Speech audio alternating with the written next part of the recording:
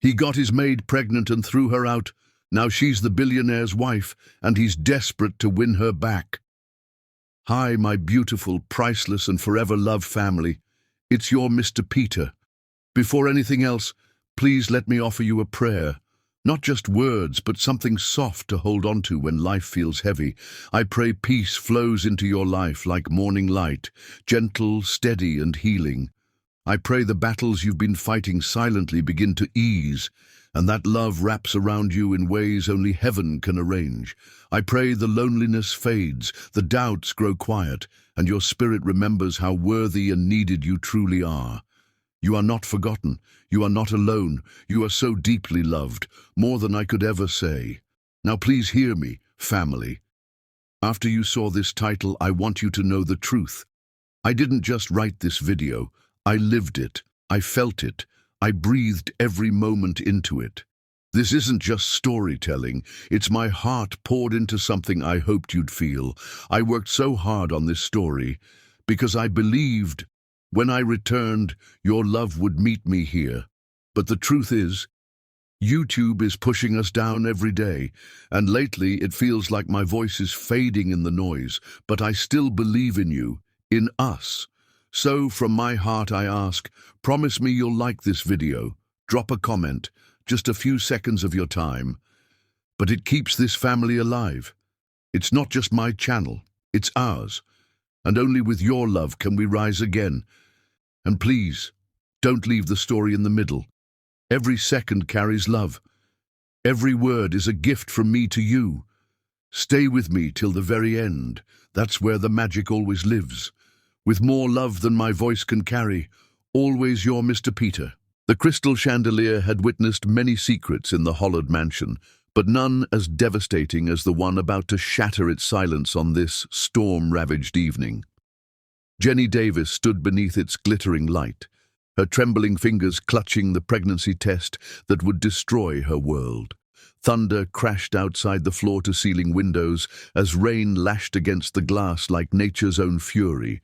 For 2 years, she had been invisible in this house, cleaning, polishing, existing in the shadows of wealth she could never touch. Tonight, she would discover that invisibility had been her only protection. "Wayne," she whispered, her voice barely audible above the storm, "I need to tell you something." Wayne Hollard appeared from his study like a predator scenting weakness.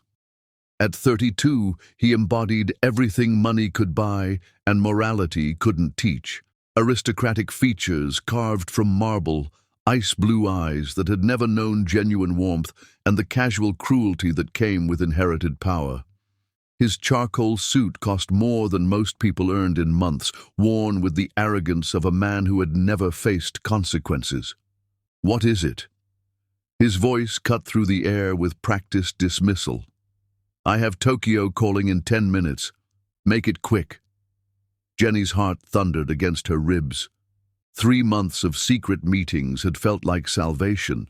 Stolen kisses when the staff went home, whispered promises in empty corridors, nights when he'd held her close and made her believe in fairy tales. Now, facing his cold impatience, those memories felt like elaborate lies she'd told herself. "I'm pregnant," she said, holding up the test with its unmistakable double lines. The silence stretched like a blade being drawn across glass. Wayne's expression shifted from irritation to shock, then morphed into something that made Jenny's blood freeze. Pure, undiluted revulsion. "Pregnant." The word fell from his lips like poison. "How convenient. Right when my engagement to Victoria Manning is being announced next week." The words hit Jenny like ice water. "Engagement? Wayne, what are you talking about? Did you really think this was going somewhere?" Wayne's voice carried the casual cruelty of someone swatting a fly. "Victoria Manning, daughter of the Manning Hotel fortune. Our families have been planning this merger for months. The announcement goes public Monday." Jenny felt the world tilt beneath her feet. "But you told me you loved me." "I said what I needed to say to get what I wanted," Wayne replied with devastating matter-of-factness. You're an attractive distraction, Jenny. Nothing more. Did you honestly believe I'd destroy a $50 million business alliance for the help? The words hit Jenny like physical blows. A trap? Wayne, what are you talking about? Don't play innocent with me. He began pacing, his expensive shoes clicking against the marble. You're my maid, Jenny. Did you really think I wouldn't see through this pathetic scheme? Scheme? Jenny's voice cracked. Wayne, I love you. I thought you loved me too. Wayne stopped pacing and fixed her with a stare that could have frozen fire. Love. You actually believed that? Christ, you're even more naive than I thought. Each word was a dagger to Jenny's heart. She thought of the nights he'd held her close, whispering about how different she was, how special. The way he'd traced her face with gentle fingers and told her she was beautiful. Had it all been lies? You said I was different, she whispered, tears streaming down her cheeks. You said I mattered to you. I said what I needed to say to get what I wanted. Wayne's voice was matter-of-fact, as if he were discussing the weather. You're an attractive woman, Jenny. I'm a man. Simple as that. The casual cruelty of his words nearly brought Jenny to her knees. She placed a protective hand over her still flat stomach, the gesture not lost on Wayne. Oh, please, he sneered. The protective mother act. How touching. Tell me, Jenny, how much do you want? What? For the abortion, and for your silence. I assume that's what this is really about. Money. Jenny stared at him in horror. I would never. Wayne, this is your child. Our child. My child. Wayne's laugh was harsh, bitter. Even if that thing is mine, do you honestly think I'd claim it? Do you think I'd destroy my reputation, my family's name, for a bastard child with the help? The word bastard hit Jenny like a slap. She felt something break inside her chest, something that might have been her heart. You don't mean that, she whispered. But even as she said it, she knew he did. I mean every word. Wayne moved closer, his presence suddenly menacing. Let me make this crystal clear for you, Jenny. You are nothing to me. You clean my house, you warm my bed when I'm bored, and that's all you'll ever be. Did you really think I'd introduce you to my friends, take you to charity galas, marry you? Each question was delivered with surgical precision, designed to inflict maximum damage. Jenny felt herself shrinking with each word, the confident woman who had dared to love him crumbling into nothing. I thought, she began, but Wayne cut her off. You thought wrong. You're my maid, Jenny. That's all you've ever been, and it's all you'll ever be. The fact that you're carrying my child doesn't change that. It just makes you a problem that needs to be solved. A problem. Jenny's voice was barely a whisper. Yes, a problem, and I solve problems permanently. Wayne walked to his desk and pulled out a checkbook.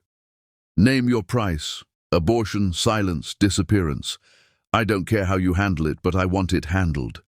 Jenny watched in numb disbelief as he began writing a check. This was the man she'd fallen in love with. This cold, calculating stranger who spoke of their unborn child like it was a business transaction. I won't take your money, she said, surprising herself with the steadiness of her voice. Wayne looked up, his pen paused mid-stroke. Excuse me? I said I won't take your money, and I won't have an abortion. His eyes flashed with anger. Then you're fired.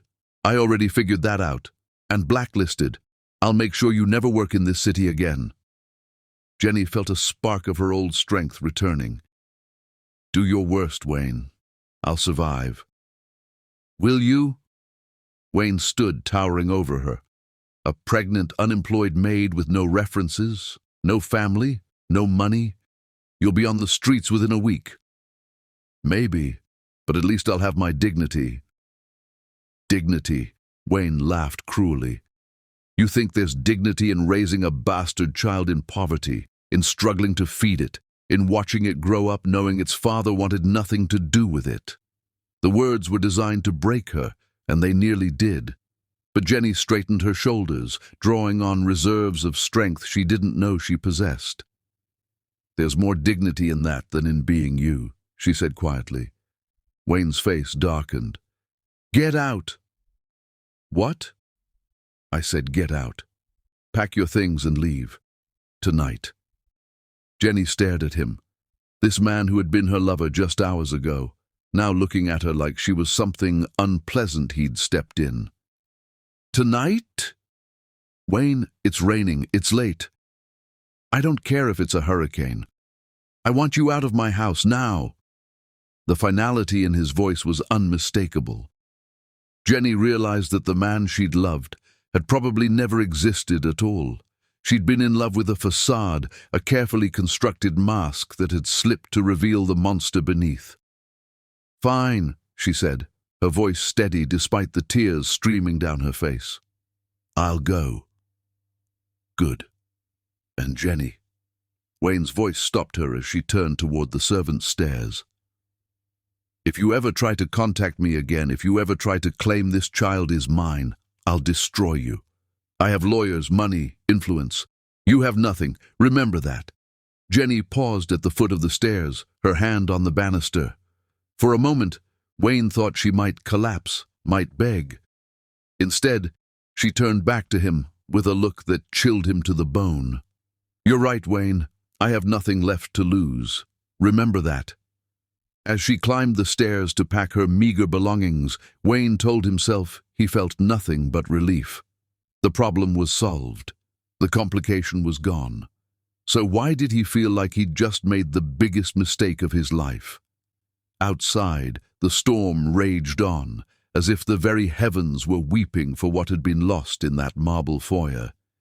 And in a small room above, a young woman packed her few possessions, while her hand rested protectively over the life growing inside her. A life that would prove to be Wayne Hollard's ultimate undoing. Chapter 2. The Angel's Arrival. 4 months of systematic destruction had taught Jenny that Wayne Hollard's influence reached every corner of her former world, choking off opportunities like weeds strangling flowers. The November rain felt like needles against her skin as she stood outside the Grand Meridian Hotel, 7 months pregnant and hollow with hunger. Every domestic agency in the city had the same response. "We're sorry, but we don't have any positions available." The blacklist was invisible, but absolute. Wayne had made sure of that. Her last $60 had gone to rent a basement room from a woman who asked no questions but demanded payment in advance. The baby kicked insistently, a reminder that she was running out of time to find a solution that didn't involve the homeless shelter. "Just one more job interview," she whispered to herself, the words forming small clouds in the cold air. Just one more chance. But even as she said it, Jenny knew the truth. She'd been to 17 interviews in the past month. 17 rejections. Word had spread through the domestic service network like wildfire. Jenny Davis was blacklisted. Wayne Hollard had made good on his threat, and his influence reached further than she'd ever imagined. The baby kicked, a sharp jab against her ribs that made her gasp. She placed a protective hand over her stomach, feeling the strong movements of her child. "I'm sorry, little one," she whispered. "Mama's trying. I promise I'm trying." The dizziness hit her without warning. One moment she was standing upright, the next, the world tilted sideways. Her vision blurred, black spots dancing at the edges. When had she last eaten? Yesterday? The day before? The days had begun to blur together in a haze of hunger and desperation. Jenny's knees buckled, and she felt herself falling toward the unforgiving concrete. This was it.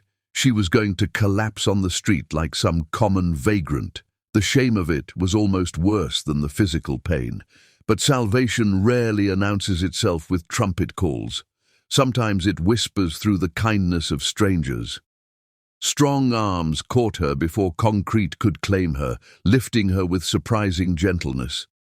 Through the haze of near consciousness, she glimpsed a face that seemed carved from different clay than Wayne's cold perfection, weathered by experience rather than privilege, with hazel eyes that held depths of genuine concern. Easy there. The voice rumbled like distant thunder, warm and reassuring. I've got you. Ben Norris had been navigating his way through another soulless business dinner when he witnessed the collapse. At 42, he'd built an empire through calculated risks and cold logic, but something about this moment demanded a different response, something human, immediate, real. "When did you last eat?" he asked gently, supporting her weight with ease.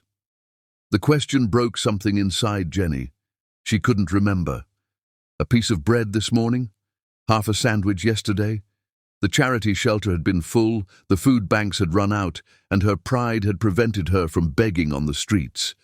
"I don't," she whispered, tears mixing with the rain on her face.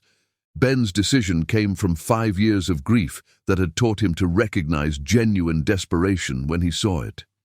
His fiancée Sarah and their unborn son had died because he'd been too busy with business to notice the signs of her depression, too focused on success to see that she needed help. He wouldn't make that mistake again. "The position comes with housing and full health care," Ben explained as they sat in the hospital. "But I'll need to run a background check and get references, standard procedure." "I understand," Jenny said, though her heart sank. References from whom? Wayne had made sure no one would speak for her. "Your former employer," Ben continued, consulting the tablet his assistant had brought. "Wayne Hollard. I'll need to contact him." Jenny's face went white. "Please don't. He'll tell you terrible things about me." Ben studied her carefully. In his experience, innocent people didn't fear references, but something in her eyes, a combination of shame and terror, made him reconsider. "Tell me what happened, Jenny." The truth. There was something in his voice, a sadness, a loneliness that resonated with her own, that made Jenny stop struggling. Maybe it was the exhaustion, maybe it was the baby's insistent kicks, or maybe it was just the first genuine kindness she'd experienced in months. Whatever it was, she found herself nodding. "Okay," she whispered. Ben's limousine was waiting outside, its driver stepping out with an umbrella the moment he saw them approaching. If the man was surprised to see his employer supporting a pregnant, clearly homeless woman, he didn't show it.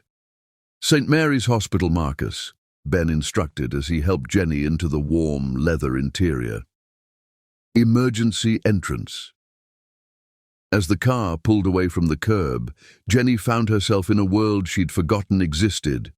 The seats were butter-soft leather, the air was warm and clean, and there was a minibar stocked with bottles of water that looked like liquid gold to her dehydrated body. "Please," Ben said, noticing her staring at the water. "Have as much as you need." Jenny's hands shook as she opened the bottle, forcing herself to drink slowly despite her body's screams for more. The cool liquid was the most delicious thing she'd tasted in weeks. "What's your name?" Ben asked gently, not wanting to pressure her but needing to know something about this woman who had literally fallen into his path. "Jenny," she said after a moment's hesitation. "Jenny Davis." "It's nice to meet you, Jenny, though I wish it were under better circumstances." Jenny studied his face in the dim light of the car. Ben Norris was handsome in a distinguished way, the kind of man who aged like fine wine rather than wilting like a flower. But more than that, there was something inherently trustworthy about him, a steadiness that she'd never encountered in Wayne's volatile presence. "Why are you really doing this?" she asked again, needing to understand. Ben was quiet for a long moment, his gaze fixed on the city lights streaming past the window. "I lost someone once," he said finally. "Someone I should have protected. I couldn't save her, but maybe I can save you." There was a weight to his words that Jenny recognized, the burden of guilt, of regret, of chances missed and words left unsaid. She wanted to ask more, but the car was already pulling up to the hospital's emergency entrance. The next few hours passed in a blur of medical tests and concerned faces. Jenny was admitted for observation, hooked up to monitors that beeped reassuringly with her baby's strong heartbeat. The doctors confirmed what she already knew. She was severely malnourished and dehydrated, but the baby was healthy. "You're lucky, doctor," Martinez told her as she reviewed the test results. "Another few days of this, and we might have been looking at serious complications." Lucky. Jenny almost laughed at the word. But as she looked across the room at Ben Norris, who had stayed through every test, every examination, who had held her hand when the IV went in and asked no questions about her circumstances, she realized that maybe the doctor was right. Maybe she was lucky after all. "The baby's fine," Ben said, relief evident in his voice as he approached her bed. "That's what matters." "Thank you," Jenny whispered, tears streaming down her face. "I don't know how to repay you." "You don't need to repay me," Ben said, settling into the chair beside her bed. "But I do have a proposition for you." Jenny tensed, her experience with Wayne having taught her to be wary of men bearing gifts. "I run a children's charity," Ben continued, seemingly oblivious to her sudden wariness. "We're always looking for people with experience in childcare. The position comes with housing, healthcare, and a salary that would support you and your baby." "You don't even know me," Jenny protested. "I know enough," Ben said firmly. "I know you're a fighter. I know you'd do anything to protect your child. And I know you need a chance." Jenny stared at him, this man who had appeared from nowhere and was offering her everything she'd been praying for. What's the catch? No catch, just a chance to start over. As Jenny looked into Ben Norris's honest eyes, she felt something she hadn't experienced in months. Hope. Maybe, just maybe, this was the beginning of something better. "Okay," she whispered. "I'll take it." Ben smiled, and for the first time in 3 months, Jenny smiled back. Chapter 3. Healing Hearts. Morning light had never felt like absolution before, but as Jenny Davis watched the sunrise paint her new apartment in shades of gold, she understood that miracles sometimes came disguised as second chances. 2 weeks had passed since Ben Norris had literally saved her life, and each dawn brought revelations that remade her understanding of herself. The nausea still came with cruel punctuality, but now she had a clean bathroom, soft towels, and the revolutionary luxury of knowing her next meal was guaranteed. More than that, she had purpose again, working with children who understood abandonment, who recognized the hollow ache of being unwanted. A soft knock at her door interrupted her thoughts. Jenny's heart did a little skip. She'd learned to recognize Ben's gentle, respectful knock. Unlike Wayne's demanding pounds that had always made her jump, Ben's presence announced itself with quiet consideration. "Come in," she called, running a hand through her hair self-consciously. Even though Ben had provided her with a clothing allowance and she looked infinitely better than she had weeks ago, she still felt like a mess next to his polished perfection. Ben entered carrying a bag from her favorite bakery and wearing a smile that seemed to light up the room. "Good morning, Jenny. I brought breakfast."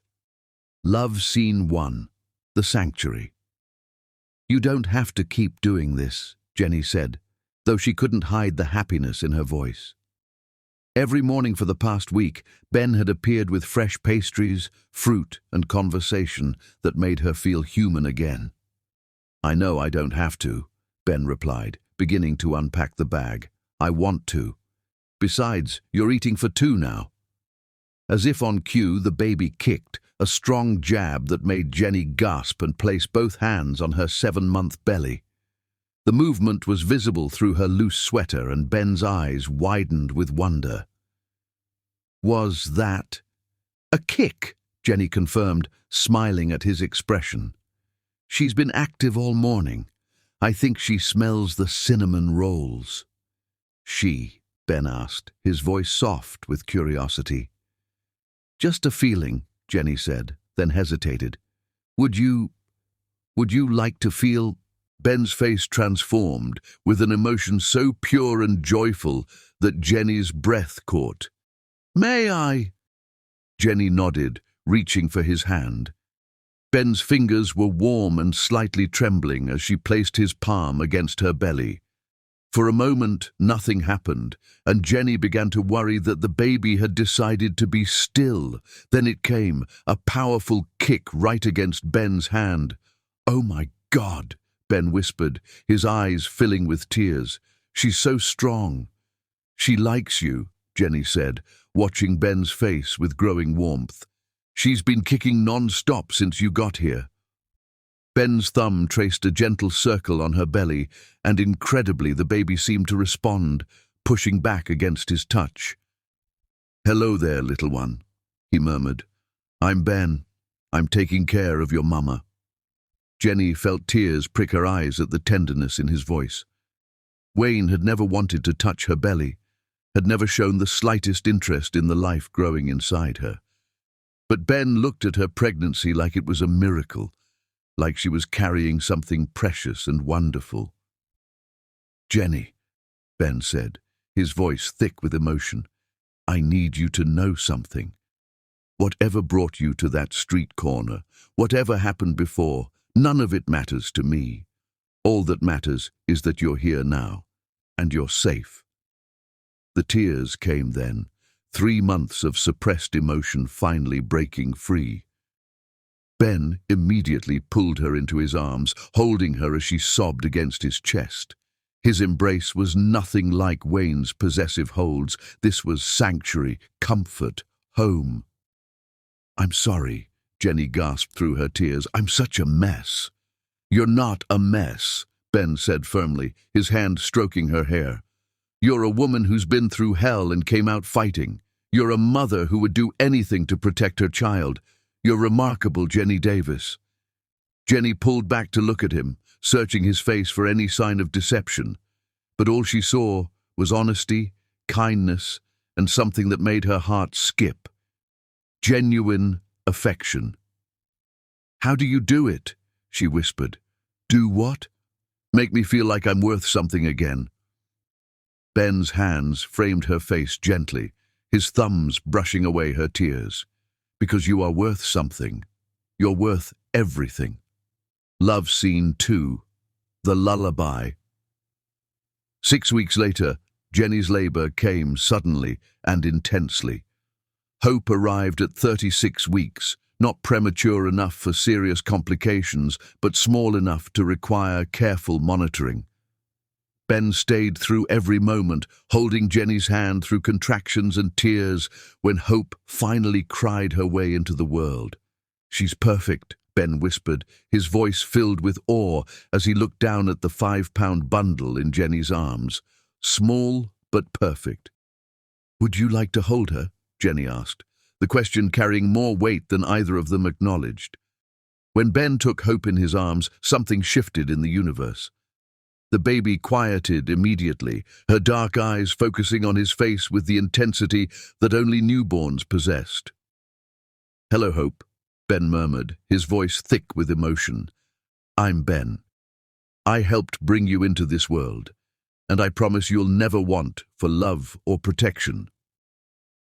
Over the following weeks, as Hope grew stronger and Jenny recovered, Ben began the complex legal process of establishing his role in their lives. He consulted with family attorneys, learned about adoption procedures, and started the paperwork that would eventually allow him to claim Hope as his own, if Jenny agreed. "Hello, Hope," Ben murmured, his voice soft with wonder. "I'm Ben. I helped your mama bring you into this world, and I'm going to help her take care of you." Jenny watched through tears as this gentle man cradled her daughter like she was made of spun glass. Ben began to hum, a low, melodious sound that seemed to come from somewhere deep in his chest. Hope's eyes drifted closed, her tiny fist curling around Ben's finger. "What song is that?" Jenny asked softly. "Something my mother used to sing to me," Ben replied, never taking his eyes off Hope. "I never thought I'd have a reason to sing it again." The pain in his voice made Jenny's heart ache. "Ben, what happened to her? The person you lost?" Ben was quiet for a long moment, his gaze still fixed on Hope's sleeping face. "Her name was Sarah. She was my fiancée. She died in a car accident 5 years ago, along with our unborn son." Jenny's breath caught. "Oh, Ben, I'm so sorry." "I blamed myself for a long time," Ben continued, his voice barely above a whisper. "If I hadn't been working so late, if I had insisted on driving her to the appointment, if I had been there." He shook his head. "I threw myself into work, into building the foundation, into anything that would keep me from thinking about what I'd lost." "And now?" Jenny asked gently. Ben looked up at her, and Jenny saw something in his eyes that made her heart race. "Now, I think maybe I was meant to find you, both of you. Maybe Sarah sent me to that street corner that night." "Ben, I know it's too soon," Ben said quickly, misreading her expression. "I know you're not ready for anything like that. But I need you to know, Jenny, what I feel for you, it's real. And what I feel for Hope." He looked down at the baby still sleeping in his arms. "I love her like she's my own." Jenny felt her world shift on its axis.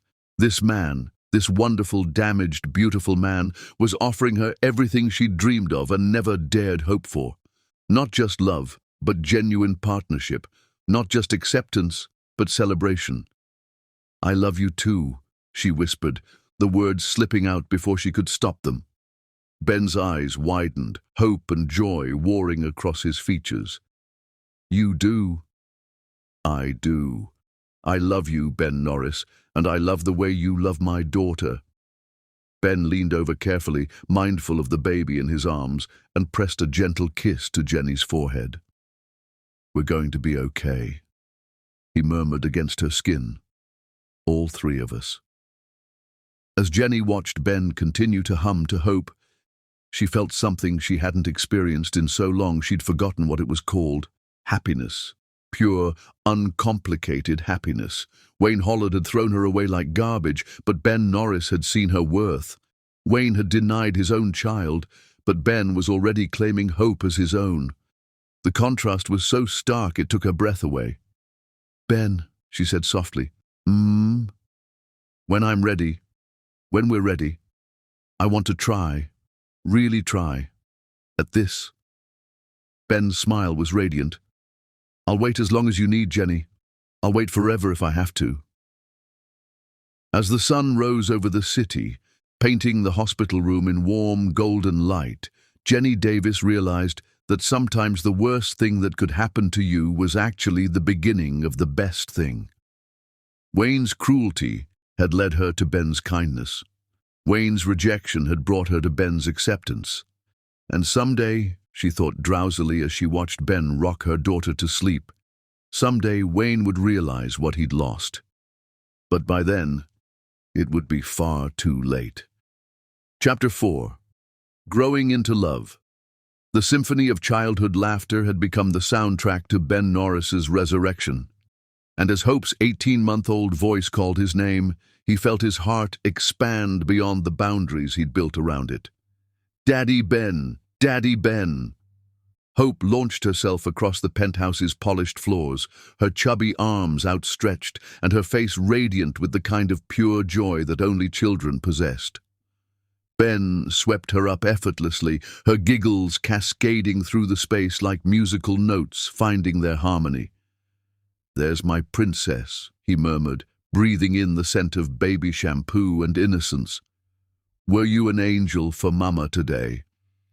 "I was very, very good," Hope announced with the solemnity of someone making a sacred vow, though the telltale chocolate smears around her mouth suggested a more complex truth. Jenny appeared in the doorway, her hair slightly mussed, and her designer dress wrinkled, but her face glowing with happiness. The transformation in her over the past year and a half had been remarkable. Gone was the hollow-cheeked woman who had collapsed outside the Grand Meridian. In her place stood a confident, radiant woman who had found her place in the world. Define every good, Jenny said with a laugh, reaching up to wipe chocolate from Hope's face, because someone decided that finger painting was more fun than eating lunch. Finger painting is art, Mama, Hope said seriously, using the advanced vocabulary that never failed to amaze Ben. Daddy Ben says art is portent. Important, Ben corrected gently, though his heart swelled every time Hope called him Daddy. And yes, it is very important. Jenny rolled her eyes, but her smile was warm. You're going to spoil her completely. That's what daddies are for, Ben replied, the words slipping out naturally. It had been months since he'd stopped correcting himself, stopped adding the qualifier Ben to the title. Hope was his daughter in every way that mattered, and everyone who saw them together knew it. Love Scene 3. The Bedtime Story. Later that evening, after Hope had been bathed and dressed in her favorite princess pajamas, Ben settled into the rocking chair in her nursery while Jenny curled up on the small sofa nearby. This had become their nightly ritual, one that Ben treasured more than any business deal or board meeting. Story time, Hope announced, climbing onto Ben's lap with a well-worn copy of The Princess and the Pea. Again? Ben asked with mock surprise. Are you sure you don't want to hear about the 3 little pigs? No pigs, Hope said firmly. Princess. Ben caught Jenny's eye and winked. Hope had been obsessed with princess stories lately, and Ben suspected it had something to do with the way she'd started calling Jenny my princess mama. Once upon a time, Ben began, his voice taking on the storytelling cadence that never failed to captivate Hope. There was a prince who was looking for a real princess to marry. As he read, Ben was acutely aware of Jenny's presence across the room. She'd been living in the penthouse for 6 months now, having moved in when Hope started walking and needed more space to explore. The arrangement was supposed to be temporary, practical, but Ben couldn't imagine his home without them anymore. The prince didn't know if she was a real princess, Ben continued, his voice dropping to a whisper as Hope's eyes grew heavy. So his mother decided to test her. With the pea, Hope mumbled sleepily, her head falling against Ben's chest. With the pea, Ben confirmed, his hand stroking her hair. And do you know what happened? But Hope was already asleep, her small body completely relaxed in his arms. Ben continued to rock her gently, unwilling to break the spell of the moment. She's beautiful when she sleeps, Jenny whispered, moving closer to admire her daughter. She's beautiful all the time, Ben replied softly, just like her mother. Jenny blushed, even after all these months of Ben's gentle compliments. You don't have to say things like that. I say them because they're true. Ben carefully stood, still holding Hope. I think someone is ready for her bed. Together they tucked Hope into her crib, Ben placing her favorite stuffed elephant beside her while Jenny pulled the soft blanket up to her chin. The domestic scene felt so natural, so right, that Ben had to resist the urge to reach for Jenny's hand. Ben, Jenny said as they stood in the doorway watching their daughter sleep. I need to tell you something. Ben's heart skipped. Over the months he'd learned to read Jenny's moods, and there was something different in her voice tonight. What is it? I got a call today from a lawyer. Jenny's voice was carefully neutral, but Ben could see the tension in her shoulders. A lawyer? Ben's protective instincts immediately flared. Jenny, what's wrong? It's about Hope, about her biological father's legal rights. The words hit Ben like a physical blow. Over the past 18 months, he'd been consulting with family law attorneys about the adoption process. The legal reality was complex. Wayne still had parental rights, even though he'd abandoned Jenny and refused to acknowledge Hope. What did the lawyer say? Ben asked, his voice carefully controlled. Jenny took a shaky breath. Wayne's attorney contacted mine. Apparently Wayne has been struggling financially. His business is failing and he's desperate for money. He's willing to voluntarily terminate his parental rights and sign away any claim to Hope. In exchange for what? $50,000. And a signed agreement that neither Hope nor I will ever contact him or his family. He wants to pretend we never existed. Ben felt rage and relief war in his chest. Rage that Wayne would try to profit from abandoning his daughter. Relief that there was finally a path forward. "And what do you want to do?" Jenny looked through the doorway at Hope, sleeping peacefully in her crib. "I want him gone from our lives forever. I want you to be Hope's legal father.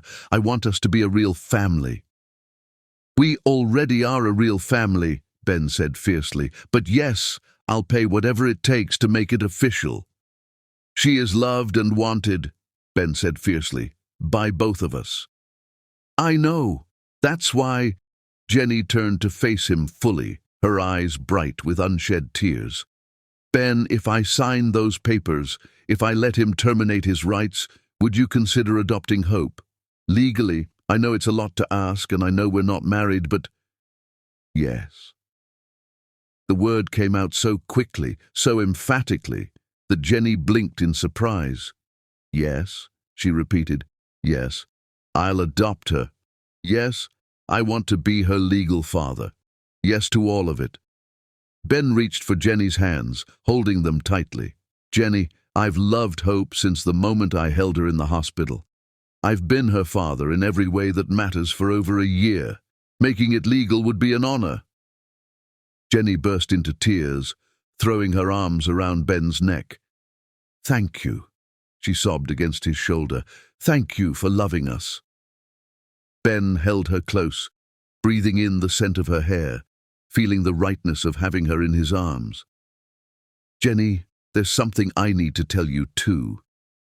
She pulled back to look at him, wiping at her tears. "What?" Ben took a deep breath, knowing that what he was about to say would change everything between them. "I'm in love with you. Not just fond of you. Not just grateful for what you've brought to my life. I'm completely, utterly, hopelessly in love with you." Jenny's breath caught. "Ben." "I know it's complicated," Ben continued quickly. "I know you've been hurt before, and I know you need time. But I needed you to know, especially now, that my feelings for Hope aren't separate from my feelings for you.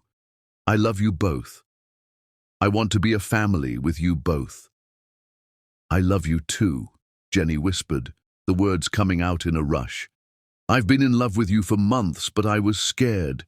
Scared that I was just grateful. Scared that you only wanted to help. Scared that I was reading too much into everything." "You weren't reading too much into anything," Ben assured her, his hands framing her face. "Every smile, every look, every moment we've shared, it's all been real for me." "For me too," Jenny said, standing on her tiptoes to press a soft kiss to his lips. The kiss was gentle, tentative at first, then deeper, as months of suppressed emotion finally found expression. When they broke apart, both were breathing hard. "So what happens now?" Jenny asked. "Now we take it one day at a time," Ben said, resting his forehead against hers.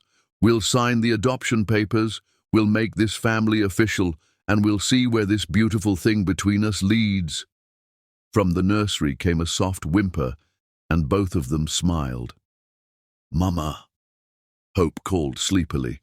"I'll go," Jenny said, but Ben caught her hand. "We'll go," he corrected, "together." As they walked back into the nursery where Hope was sitting up in her crib, rubbing her eyes and looking for comfort, Ben felt a profound sense of completeness. This was his family, not the one he'd planned, but the one he'd been given, the one he'd chosen. "Daddy Ben," Hope said, reaching for him. "Bad dream." "It's okay, sweetheart," Ben said, lifting her into his arms. "Daddy's here, Mama's here, you're safe." Jenny moved to his side, and Hope reached for her too, so they were all connected in a circle of warmth and love. Always safe, Jenny murmured, kissing Hope's forehead. As Ben looked at his girls, his daughter and the woman he loved, he thought about the man who had walked away from this miracle, the man who had chosen pride over love, reputation over family. Someday, that man would realize what he'd given up. But by then, Hope would be Ben's daughter in every legal sense, and Jenny would hopefully be his wife. The family that man had rejected would be complete without him, and Ben couldn't help but think that justice had never been so sweet. Chapter 5. The Queen's Rise transformation was a word Jenny had learned to respect. It spoke of alchemy, of base metal becoming gold, of phoenixes rising from ashes with wings that could carry them to impossible heights. She stood before the floor-to-ceiling mirror in her walk-in closet, adjusting the flowing lines of an evening gown that cost more than her old yearly salary. The reflection showed a woman she was still learning to recognize. Confident posture speaking of earned authority, intelligent eyes bright with purpose, skin glowing with the radiance that came from being cherished without conditions. The transformation hadn't been overnight magic. It had been 3 years of deliberate, strategic building. Jenny had earned her MBA through Northwestern's executive program while managing foundation operations, studying late into the night after Hope went to sleep. Her thesis on trauma-informed charitable giving had been published in 3 academic journals, establishing her as a thought leader rather than just a wealthy man's partner. But tonight's emergency board meeting would test everything she'd built. "The Morrison account has been compromised," Margaret Whitmore announced grimly to the assembled board members. "Someone's been spreading rumors about financial impropriety. 3 major donors are threatening to pull funding." Jenny felt her blood run cold, but her voice remained steady. "What kind of rumors?"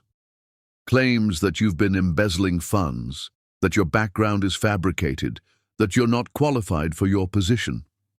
Margaret's expression was grim. "The source appears to be Wayne Hollard." The room fell silent. Everyone knew the basics of Jenny's story, that she'd risen from difficult circumstances, but few knew the specific details about Wayne. "Then we fight back with facts," Jenny said firmly, moving to the presentation screen.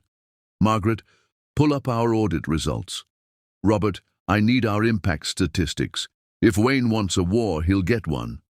"Thank you, sweetheart," Jenny said, kneeling down to Hope's level. "Are you excited to see Daddy Ben's speech tonight?" "Yes." Hope clapped her hands. "Daddy Ben is the best speaker in the whole world." Jenny laughed, her heart warming at the pure adoration in her daughter's voice. Hope had been legally Ben's daughter for over a year now, and the adoption had felt more like a celebration than a legal proceeding. Her birth certificate had been amended, her last name changed to Norris, and every trace of Wayne Hollard's DNA had been legally erased from her life. "Mrs. Norris," a soft voice called from the hallway. "Mr. Norris asked me to tell you that the car is ready." Mrs. Norris. Jenny still felt a thrill every time she heard the title, even though she and Ben weren't married yet. The staff had started using it naturally, and Ben had never corrected them. If anything, he seemed to enjoy the presumption as much as she did. "We'll be right down, Maria," Jenny called back, then turned to Hope. "Ready to go show everyone how beautiful the Norris girls are?" Hope giggled and took Jenny's hand, and together they walked through the penthouse that had become their home. The space had been transformed over the past 2 years, evolving from Ben's bachelor pad into a warm family residence. Hope's artwork covered the refrigerator, toys were scattered in comfortable corners, and family photos lined the mantelpiece. Ben was waiting by the elevator, looking devastatingly handsome in his custom tuxedo. At 44, he had aged into his features beautifully, carrying himself with the confidence of a man who had everything he'd ever wanted. "My 2 favorite ladies," he said, his eyes lighting up as he saw them.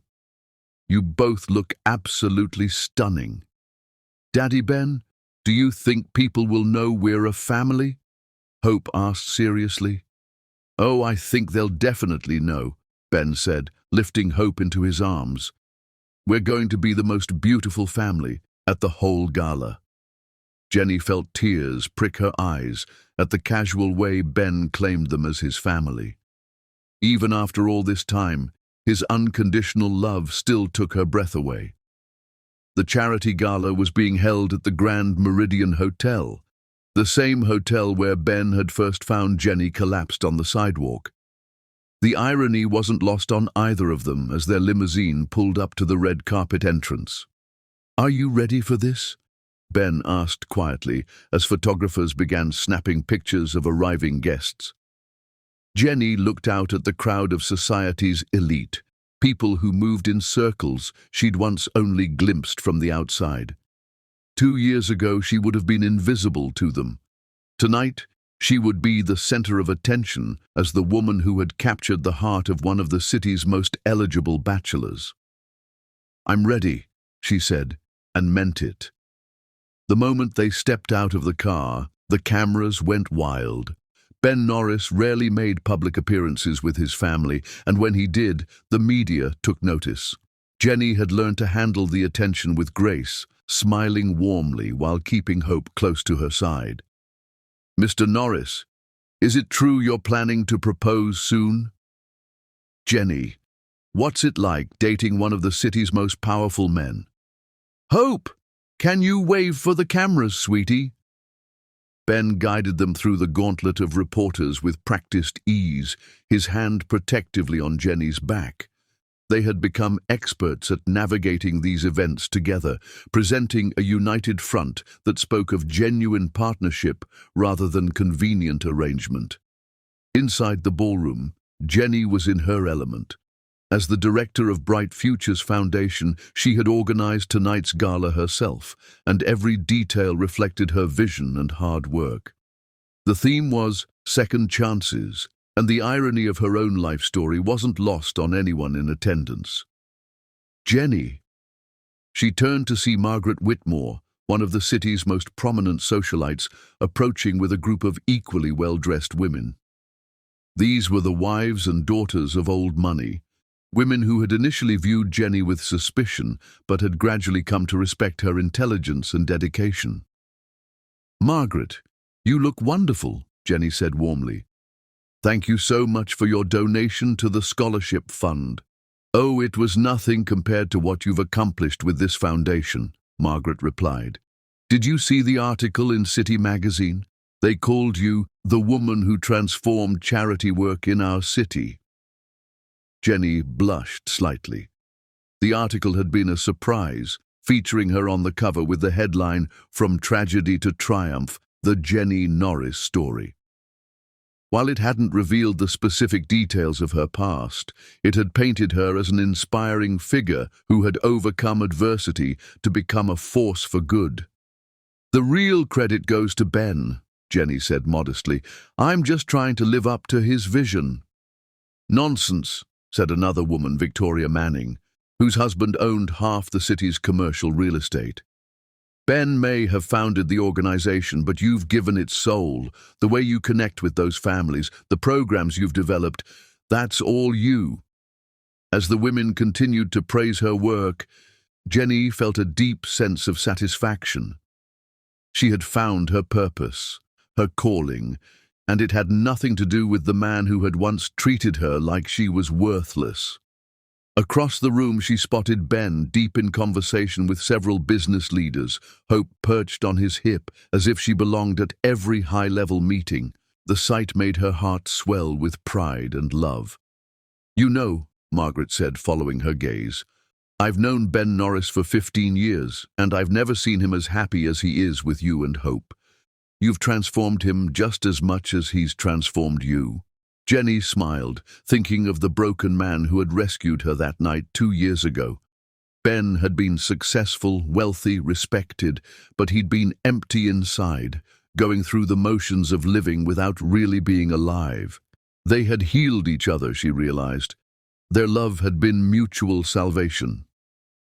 "Ladies and gentlemen," the Master of Ceremonies announced from the stage, "please welcome the founder of Bright Futures Foundation, Mr. Ben Norris." The crowd erupted in applause as Ben made his way to the stage, but not before stopping to kiss Jenny softly and whisper in her ear. "This is all because of you," he said. "Everything good in my life started the night I found you." As Ben began his speech, talking about second chances and the power of love to transform lives, Jenny felt a profound sense of completeness. She had risen from the ashes of her old life to become something she'd never imagined possible, not just Ben's partner, but a force for good in her own right. She was no longer Jenny Davis, the desperate maid who had begged for scraps of affection. She was Jenny Norris in all but legal name, a woman who commanded respect, wielded influence, and was deeply, completely loved. And somewhere in the city, she knew Wayne Hollard was going about his empty life, never knowing that the woman he'd discarded had become everything he'd never be. Truly powerful, genuinely respected, and unconditionally loved. The transformation was complete. The Queen had risen. And the best part, this was only the beginning. Chapter 6. The Shock Encounter. Recognition struck Wayne Hollard like lightning splitting a dead tree, sudden, devastating, leaving nothing but scorched earth where certainty used to grow. He had been drowning his failures in aged whiskey, each sip a bitter reminder of how far he'd fallen from grace. The Grand Meridian's charity gala mocked him with its opulence, crystal chandeliers he could no longer afford, champagne that cost more than his monthly rent, faces that once smiled at his presence, now turning away in practiced indifference. But none of his humiliation mattered when he saw her. She moved through the crowd like royalty reviewing her subjects, wearing elegance like armor and confidence like a crown. Her black gown whispered of designer ateliers and unlimited budgets, while diamonds at her throat caught light like captured stars. This woman commanded attention without demanding it, drew respect like flowers drew sunlight. It couldn't be Jenny. It absolutely could not be the desperate maid he'd discarded like yesterday's newspaper. Wayne had purchased his ticket through a third-party broker, paying triple face value for the privilege of watching his former life from the shadows. The gala's security was tight, but his name wasn't on any watch lists, yet. He was still technically just another wealthy businessman down on his luck. But as he stood at the edge of the ballroom, clutching his whiskey like a lifeline, Wayne understood that he was witnessing something unprecedented. Jenny wasn't just attending this event, she was hosting it. Her name was on the program as foundation director, her photograph prominently displayed near the entrance. 500 of the city's most influential people had come to celebrate her work. "Excuse me," Wayne said, his voice coming out rougher than intended as he approached the circle of admirers surrounding Jenny. The group turned toward him with the polite attention given to strangers at charity events. But Wayne watched as recognition flickered across Jenny's face, followed immediately by something that chilled him to the bone, complete indifference. "Wayne Hollard," she said, her tone as neutral as if she were greeting a waiter. "How unexpected." Margaret Whitmore, standing beside Jenny, frowned slightly. "I'm sorry, do you two know each other?" "We have some ancient history," Jenny replied smoothly. "Nothing worth discussing at such a lovely event." "Jenny has revolutionized the way we approach charitable giving in this city," gushed Margaret Whitmore, one of the society matrons Wayne had been trying to court for business investments. "The Bright Futures Foundation has become the gold standard for effective philanthropy." "Please, you're too kind," Jenny replied with a modest smile that made Wayne's chest tighten with recognition. "I'm just trying to make sure every child gets the second chance they deserve." Second chances. The words hit Wayne like a physical blow. Was this some kind of cosmic joke? The woman he had denied a second chance had somehow found one anyway, and it had elevated her beyond his wildest imagination. "Excuse me," Wayne said, his voice coming out rougher than intended. The group turned toward him, and Wayne watched as Jenny's face went through a series of emotions: surprise, recognition, and then something that chilled him to the bone: complete indifference. "Wayne," she said, her tone as neutral as if she were greeting a casual acquaintance. "How unexpected to see you here." The others in the group looked between them with interest, clearly sensing some history, but not understanding its nature.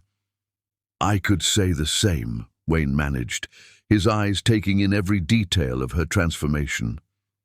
Up close, the change was even more dramatic. Her skin glowed with health and happiness, her eyes sparkled with intelligence and confidence, and she carried herself like royalty. "You look different." 2 years will do that to a person," Jenny replied calmly. "Excuse me, I should get back to—" "Wait!" Wayne said desperately, reaching out as if to touch her arm. Jenny stepped back smoothly, avoiding his touch while maintaining her composure.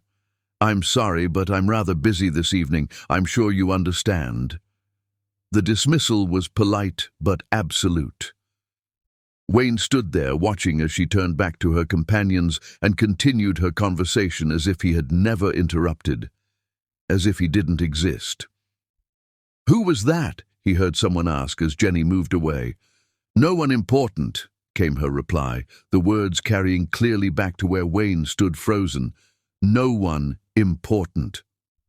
The phrase echoed in his mind as he watched Jenny glide through the crowd, stopping to chat with dignitaries and business leaders who hung on her every word. She had just delivered the most devastating blow he'd ever received, and she'd done it with the casual ease of someone swatting away a fly. Wayne followed at a distance, unable to tear his eyes away from the spectacle of Jenny's transformation. Everywhere she went, people gravitated toward her. She was introduced as the director of the Bright Futures Foundation, a position that commanded immediate respect and attention. "She's incredible, isn't she?" Wayne turned to find himself being addressed by Robert Chen, a tech billionaire whose good opinion could make or break businesses. "I'm sorry," Wayne croaked. "Jenny Norris," Chen clarified. "One of the most impressive women I've ever met. Brilliant, compassionate, effective. Ben Norris is a lucky man." "Ben Norris?" Wayne's blood turned to ice. "She's with Ben Norris?" "Oh yes, for over 2 years now. Beautiful family they have together. Have you met their daughter? Adorable little girl." Their daughter. Wayne felt the ground shift beneath his feet. The baby, his baby, was being raised by Ben Norris. One of the most powerful, respected men in the city had claimed Wayne's child as his own. "Excuse me," Wayne mumbled, stumbling away from Chen's curious gaze. He found a quiet corner near the bar and ordered another drink, his hands shaking as he tried to process what he'd learned. Jenny wasn't just surviving, she was thriving. She wasn't just getting by, she was prospering beyond his wildest dreams. And she was doing it all with another man, a better man, who had given her everything Wayne had refused to offer. As if summoned by his tortured thoughts, Ben Norris himself appeared on the stage to give the evening's keynote address. Wayne watched with growing horror as the man introduced Jenny as his inspiration, his partner, his everything. The crowd erupted in applause as Jenny joined Ben on stage, looking every inch the perfect partner to one of the city's most influential figures. 2 years ago," Ben said, his arm around Jenny's waist, "I thought I had everything a man could want. I was wrong. I had success, but I didn't have purpose. I had wealth, but I didn't have joy. Then I met this incredible woman, and she showed me what real richness looks like." Wayne watched in agony as Ben gazed at Jenny with obvious adoration, as she smiled back at him with genuine love, as they presented a united front that spoke of deep partnership and mutual respect. "Jenny has taught me that love isn't something you take," Ben continued. "It's something you give. And the more you give, the more you receive in return." The words were like daggers to Wayne's heart. He thought of that night 2 years ago, of the cruel things he'd said, of the way he'd thrown Jenny out like garbage. He'd taken everything from her, and given nothing in return. And now she was standing on a stage, beloved and respected, while he stood in the shadows, forgotten and alone. As the evening wore on, Wayne continued to watch from afar, unable to look away from the life he might have had. He saw Jenny dancing with Ben, laughing at his jokes, accepting congratulations from the city's elite. He saw them with their daughter, his biological child, who clearly adored them both. The little girl had Jenny's eyes and features, but she looked at Ben with the pure love of a child for her father. Wayne realized with crushing certainty that he was a stranger to his own offspring, a man who had forfeited any claim to her love when he denied her existence. As the evening drew to a close, Wayne made one last desperate attempt to speak with Jenny. He waited by the coat check, knowing she would have to pass by on her way out. "Jenny, please," he said when she appeared, flanked by Ben and their daughter. "Can we talk? Just for a minute?" Jenny paused, her expression politely curious. "I'm sorry, but I don't think we have anything to discuss." "About the baby," Wayne pressed, his voice cracking. "About Hope." Ben stepped forward protectively, his face hardening. "I think you should leave my wife alone." Wife. The word hit Wayne like a physical blow. "Your wife?" "In every way that matters," Ben said firmly. "And Hope is my daughter, legally, officially, and in every way that counts." Wayne looked at the family before him, the woman he'd thrown away, the man who'd claimed her, and the child who would never know his name. They were perfect together, complete in a way that he'd never allowed them to be with him. "I made a mistake," Wayne whispered, the admission torn from his soul. Jenny's expression didn't change. "Yes, you did. But it wasn't a mistake for us. It was a blessing." As they walked away, Wayne heard Hope's voice floating back to him. "Daddy Ben, who was that man?" "No one important, sweetheart," came Ben's gentle reply. "No one important at all." Wayne stood alone in the emptying ballroom, watching through the windows as his former life drove away in a limousine, surrounded by everything he'd lost and everything he'd never deserve. The Queen had risen, and the fool who'd cast her aside was left with nothing but the ashes of his own making. Chapter 7. Desperate Attempts. Obsession was a cancer that ate everything healthy in Wayne Hollard's life, leaving only the tumor of his own desperate hunger growing where his soul used to be. The morning after the gala found him surrounded by the debris of his investigation, newspaper clippings, printed articles, photographs stolen from society pages, all featuring the couple who had become the city's golden standard for love and success. His coffee table looked like the workspace of a stalker, which, he was beginning to realize, was exactly what he'd become. Jenny Norris revolutionizes youth education with groundbreaking initiative. Power couple Ben and Jenny Norris announce $50 million healthcare donation. The Norris Foundation, how love built an empire of compassion. Norris. That name was everywhere now, spoken with reverence in circles that once whispered the Hollard name with respect. She had taken his place in society's hierarchy, claiming the influence and admiration he'd squandered through arrogance and stupidity. Everything Wayne had convinced himself he was too good for. Wayne's financial empire had been cracking for 2 years before his obsession with Jenny delivered the final blow. The Hollard real estate dynasty, built over 3 generations, was leveraged to the breaking point when the commercial market collapsed.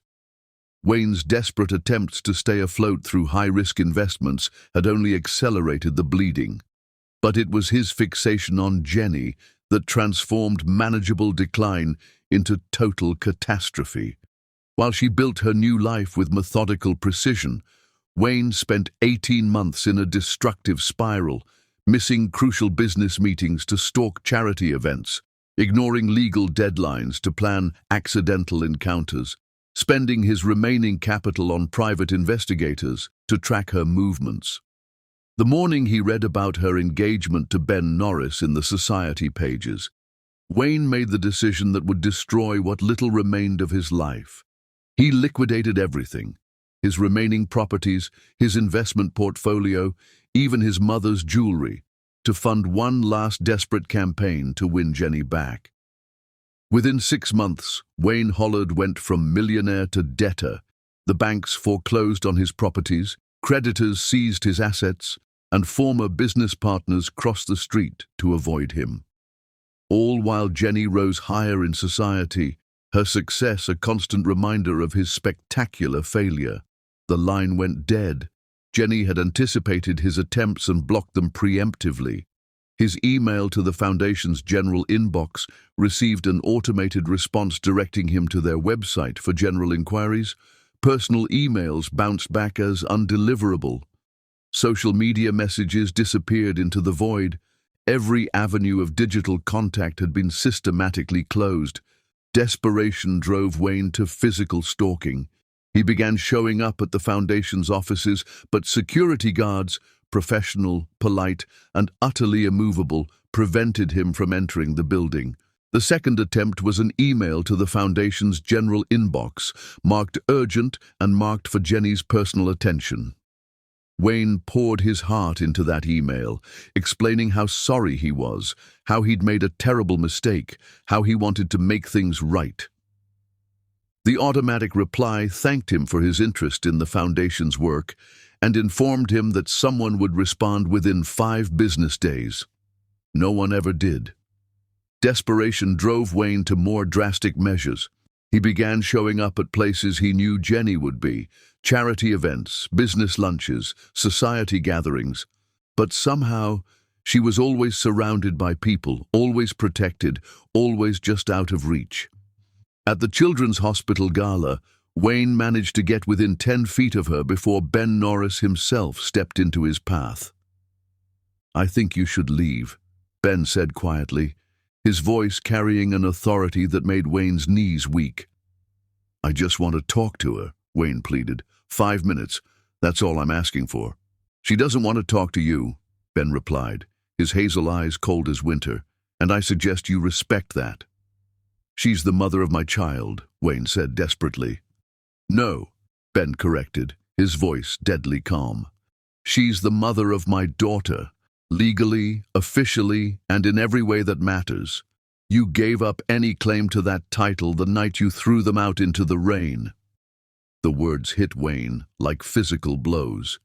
He watched helplessly as Ben returned to Jenny's side, whispering something in her ear that made her nod and smile. They left the gala early, surrounded by a security detail that Wayne hadn't even noticed until they were escorting him toward the exit. Wayne's next attempt was more public, more desperate. He waited outside the Foundation's offices, hoping to catch Jenny as she arrived for work. When her car pulled up, not Ben's limousine but a modest sedan with tinted windows, Wayne stepped forward. "Jenny, please," he called out as she emerged from the vehicle. "I just need to explain." Jenny paused, looking at him with an expression that chilled him to the bone. It wasn't anger or hurt or even disgust. It was pity. "Wayne," she said calmly, as her security detail positioned themselves protectively around her, "you need to stop this." "I made a mistake," Wayne said, the words tumbling out in a rush. "I was scared, I was stupid, I didn't know what I was doing. But I love you, Jenny. I've always loved you." Jenny's laugh was soft but devastating. "You don't know what love is, Wayne. You never did." "I can learn," Wayne begged. "Give me a chance to prove it. Let me be a father to Hope. Let me—" "Hope has a father," Jenny interrupted, her voice as sharp as a blade. "A wonderful, loving father who's been there for every scraped knee, every bedtime story, every milestone you'll never see. You're nothing to her, Wayne, less than nothing. You're just a stranger who shares some DNA." The words were delivered with surgical precision, designed to cut deep. Wayne felt something break inside his chest. "But I'm her biological father," he whispered. "Biology isn't what makes a family," Jenny said firmly. "Love is. Commitment is. Being there when it matters is. You've never been any of those things." Wayne watched helplessly as Jenny walked into the building, leaving him standing on the sidewalk like a beggar. The security guards remained at their posts, making it clear that any attempt to follow would be unwelcome. His final, most desperate attempt came 3 weeks later at the mayor's annual business awards. Wayne had sold his watch, one of the last valuable things he owned, to buy a ticket to the black tie event. He knew Jenny and Ben would be there. They were receiving an award for their charitable work. Wayne waited until they were on stage, accepting their recognition with grace and humility. The irony wasn't lost on him. Jenny was being celebrated for helping the less fortunate, while he had become one of them. When they stepped off the stage, Wayne intercepted them near the bar. "Congratulations," he said, his voice barely steady. "You both deserve this recognition." Ben immediately stepped forward, but Jenny placed a gentle hand on his arm. "It's all right," she said softly. "Let him speak." Wayne felt a surge of hope at her words. Maybe she was finally ready to listen, ready to forgive. "I've been thinking about what you said," Wayne began. "About love, about family. You're right. I didn't know what those things meant. But I do now." "Do you?" Jenny asked, her voice deceptively mild. "Yes, I know I hurt you. I know I failed hope, but I want to make it right. I want to be the man you thought I was, the father hope deserves." Jenny studied his face for a long moment, and Wayne held his breath, hoping against hope that he might see some softness there, some sign of forgiveness. Instead, she smiled, a beautiful, terrible smile that made his blood run cold. "Wayne," she said, her voice carrying clearly over the din of the party, "do you see that woman over there, the one in the red dress?" Wayne followed her gaze to where a distinguished-looking woman in her 50s was holding court near the silent auction tables. "That's Margaret Whitmore," Jenny continued. "She's on the board of 3 hospitals, 2 universities, and the City Planning Commission. The man she's talking to? Robert Chen, who controls more than half the tech infrastructure in this city. And the couple next to them? The Hendersons, who own the largest media conglomerate on the East Coast." Wayne nodded, not understanding where this was going. "They all know who I am," Jenny said, her voice growing stronger. "They respect me. They value my opinion. They seek my advice on matters that affect millions of people. Do you know why?" Wayne shook his head, though he was beginning to suspect where this was leading. "Because I've earned it," Jenny said, her words cutting through him like knives. "Because I've proven myself to be intelligent, capable, and trustworthy. Because I've used the opportunities I've been given to make a real difference in people's lives." She stepped closer, and Wayne caught a whiff of her perfume. Expensive, sophisticated, nothing like the simple soap she'd used when she cleaned his house. "These people have the power to make or break careers, Wayne. A word from any of them can open doors or slam them shut forever. And they all love me." Wayne felt the blood drain from his face as the implications of her words sank in. "So here's what's going to happen," Jenny continued, her voice never rising above a conversational tone. "You're going to stop calling my office. You're going to stop showing up at events where you know I'll be. You're going to disappear from my life completely. Because if you don't, I'm going to have a few conversations with my friends about Wayne Hollard and his business practices." "You wouldn't," Wayne whispered. "Try me," Jenny said, her smile never wavering. "I wonder what Margaret would think about a man who throws pregnant women out into the rain. I wonder what Robert would say about someone who abandons his own child. I wonder how the Hendersons' newspapers would cover that story." Wayne stared at her in horror, finally understanding the full extent of his situation. The woman he'd once dismissed as just a maid now moved in circles that could destroy him with a whisper. She had the power to ruin what was left of his reputation, his business, his entire life. "You've become everything I never was," he said, the admission torn from his soul. "Yes," Jenny agreed, her voice soft but implacable. "I've become everything you threw away, everything you told me I could never be. And the beautiful irony, Wayne, is that I have you to thank for it." "What do you mean?" Wayne asked, though he wasn't sure he wanted to know. "If you hadn't been so cruel, so heartless, I never would have ended up on that street corner. I never would have met Ben. I never would have discovered what real love looks like, what it feels like to be truly valued and cherished." Jenny's eyes sparkled with something that might have been gratitude. "Your cruelty led me to my destiny. Your rejection became my salvation." Wayne felt his world crumble around him. "Jenny, please, no," she said firmly. "There is no please anymore, Wayne. There are no second chances for men who waste their first ones so completely. You had everything you needed to be happy. You had me. You had our child, you had love freely given, and you threw it all away because your pride mattered more than our hearts." Ben appeared at Jenny's side, having finished speaking with the mayor. He took in the scene with a quick glance, his arm sliding protectively around Jenny's waist. "Is everything all right?" Ben asked, though his tone suggested he knew exactly what was happening. "Everything's perfect," Jenny said, not taking her eyes off Wayne.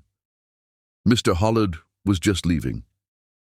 "Actually," Ben said, his voice taking on a dangerous edge, "I think there's something Mr. Hollard should know before he goes."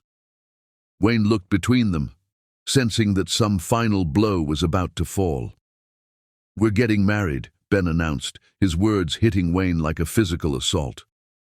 "Next month, in fact. It's going to be the wedding of the year. 500 guests, all the city's most influential people. Jenny's going to be the most beautiful bride anyone has ever seen." Wayne felt his knees go weak. "Married.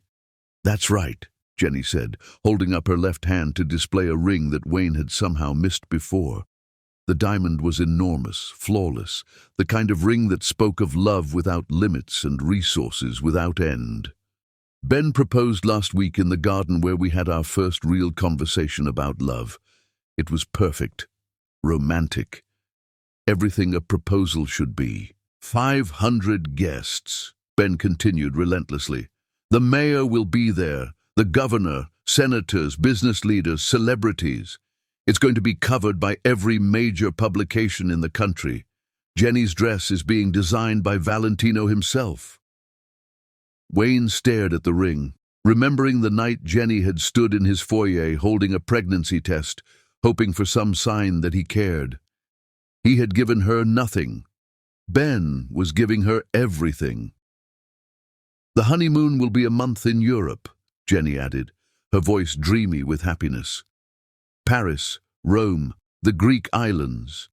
Ben's yacht is being prepared as we speak." "And when we get back," Ben said, his arm tightening around Jenny, "we're going to start trying for another baby. Hope's been asking for a little brother or sister." The final blow landed with devastating precision. Not only had Wayne lost Jenny and Hope, but Ben would give them more children, expand their family, create a dynasty of love that Wayne would never be part of. "I hope you'll be very happy," Wayne managed to say, though the words felt like glass in his throat. "We will be," Jenny said with absolute certainty. "We already are." She looked at him one last time, and Wayne saw his future reflected in her eyes. Loneliness, regret, a lifetime of wondering what might have been. "Goodbye, Wayne," she said softly. "I hope you find what you're looking for someday, but you won't find it with us." As they walked away, Wayne heard Jenny laugh at something Ben whispered in her ear. The sound was pure joy, the laughter of a woman who was completely, utterly happy. It was a sound Wayne had never inspired, a happiness he had never given her. He stood alone in the ballroom, watching through the windows as the couple that should have been his climbed into a limousine and drove away to their perfect life. The awards ceremony continued around him, but Wayne saw none of it. All he could see was his future stretching out before him, empty, bitter, filled with nothing but the echoes of his own terrible choices. The Queen was marrying her king, and the fool who had cast her aside was left with nothing but his foolish pride and the taste of ashes in his mouth. Wayne Hollard walked out of the hotel and into the rain, just as he had forced Jenny to do 2.5 years ago. But unlike Jenny, he had no Ben Norris waiting to save him. He had only himself to blame for the hell he had created. And somewhere across the city, in a penthouse filled with love and laughter, Jenny was planning the wedding that would make her happiness complete, while Wayne planned nothing but the slow destruction of everything he had left. Chapter 8. The Breakdown. The eviction notice on Wayne Hollard's kitchen table had become his most honest companion. Unlike the whiskey that lied about tomorrow, the legal document told only brutal truths about consequences and time running out. Final notice. Vacate premises within 72 hours or face legal action. 72 hours. 3 days before he'd joined the ranks of the homeless, just as he'd forced Jenny to do years ago. The universe had a sense of irony that would have been amusing if it weren't so perfectly, devastatingly just. His phone buzzed with another ignored call from creditors, another demand he couldn't meet, another piece of the Hollard empire crumbling into dust. Everything was gone. The business liquidated, the mansion foreclosed, his possessions sold to buy him time that had expired anyway. While he'd been obsessing over Jenny's perfect life, his own had dissolved like sugar in rain. But it hadn't been enough. Nothing was ever enough anymore. Wayne's obsession with Jenny had consumed him so completely that he'd let everything else slip away. While he'd been stalking charity galas and planning desperate encounters, his creditors had been circling like vultures. While he'd been dreaming of somehow winning back the woman he'd thrown away, his real life had been dissolving around him. The irony was crushing. Jenny had risen from nothing to everything, while he had fallen from everything to nothing. She was about to marry the most eligible man in the city, while he was about to be thrown out on the street like the garbage he'd once called her. A soft knock at his apartment door interrupted his spiral into self-pity. Wayne stumbled to answer it, expecting another process server or debt collector. Instead, he found a young woman in expensive clothes holding an envelope. "Wayne Hollard?" she asked, though her tone suggested she already knew the answer. "Yeah, that's me. I'm Caroline Mitchell from Mitchell, Burke and Associates. I have something for you." Wayne accepted the envelope with trembling hands, his mind immediately jumping to the worst-case scenario. Another lawsuit, another debt, another nail in the coffin of his former life. But when he opened it, he found something that made his blood run cold. Wedding invitations, thick, expensive cardstock with elegant calligraphy that announced the upcoming marriage of Jennifer Davis and Benjamin Norris. "Ms. Norris wanted to make sure you received this personally," Caroline said with a smile that didn't reach her eyes. "She thought you might want to know the date so you could make other plans." Wayne stared at the invitation, his hands shaking so badly he could barely read the words. The wedding was set for the following Saturday at the Cathedral of St. John, followed by a reception at the Grand Meridian Hotel, the same hotel where Ben had first rescued Jenny from Wayne's cruelty. "She also wanted me to give you this," Caroline continued, handing him a smaller envelope. Wayne's fingers fumbled with the seal, and inside he found a handwritten note in Jenny's familiar script. "Wayne, I thought you should know that I'm exactly where I belong. I hope someday you find where you belong too. Jenny." The words were kind, almost gentle, but they hit Wayne like sledgehammers. There was no anger in them, no bitterness, just a calm certainty that made his desperation seem even more pathetic. There's one more thing, Caroline said, producing a final document. Ms. Norris has asked me to present you with this restraining order. It prohibits you from coming within 500 feet of her, her family, her workplace, or any event she might attend. Violation will result in immediate arrest. Wayne stared at the legal document, the final door slamming shut on any possibility of contact with Jenny. She had cut him out of her life completely, legally, permanently. I understand, Wayne whispered. Caroline studied his face with something that might have been pity. Mr. Hollard, Ms. Norris also wanted me to tell you that if you seek help, real professional help for your problems, she'll consider having this order modified to allow you to attend public events again, but only if you prove you're no longer a threat to her peace of mind. After Caroline left, Wayne sat alone with the wedding invitation spread before him like a tarot card predicting his doom.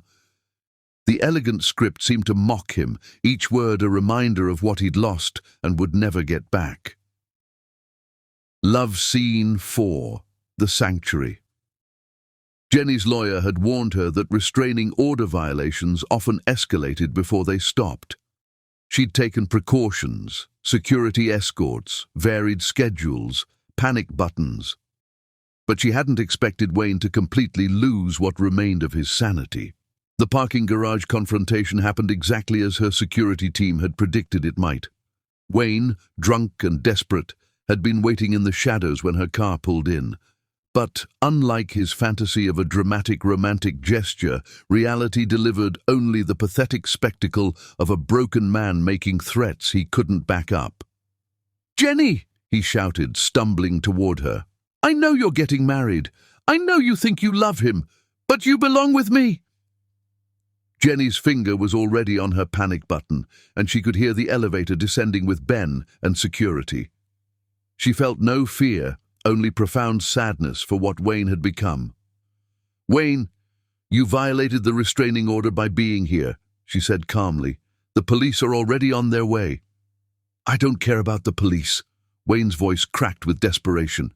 "I don't care about anything except making you understand. We had something real." "No, Wayne," Jenny said firmly. "You had something real. I had an illusion." "No, you don't," Jenny said firmly, holding up a hand to stop his advance.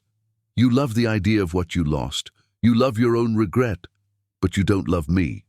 "That's not true," Wayne's voice cracked with desperation. "I know I made mistakes, but I can change. I can be the man you need me to be." "The man I need." Jenny's laugh was soft but devastating. "Wayne, I already have the man I need. I have Ben. I have a partner who values me, respects me, cherishes me. I have a man who sees my worth and celebrates it instead of diminishing it." Wayne felt tears streaming down his face, though he couldn't remember when he'd started crying. "But I gave you everything first. I was there first." "You gave me nothing," Jenny corrected, her voice never rising above a conversational tone. "You took from me. You used me. You threw me away when I became inconvenient. Ben gave me everything: love, respect, purpose, a family." "I can give you those things too," Wayne begged. "No, you can't," Jenny said with absolute certainty, "because you don't know how. You don't know how to love without possessing, how to value without controlling, how to give without expecting payment in return." Wayne collapsed against a concrete pillar, his legs no longer able to support him. "I'm losing everything," he sobbed. "My business, my home, my life, it's all falling apart." For the first time since he'd appeared, Jenny's expression softened slightly. "I'm sorry that's happening to you, Wayne. I truly am. But it's not my responsibility to fix your life." "You're all I have left," Wayne whispered, the admission torn from his soul. "I was never yours to have," Jenny replied gently. "I was a person who loved you, who would have given you everything if you'd just been brave enough to love me back. But you weren't. And now it's too late." The sound of footsteps echoed through the garage, and Wayne looked up to see Ben Norris approaching with 2 security guards. His face was calm but implacable, the expression of a man who would do whatever was necessary to protect what he loved. "The police are on their way," Ben said quietly, "but I wanted to give you a chance to leave voluntarily."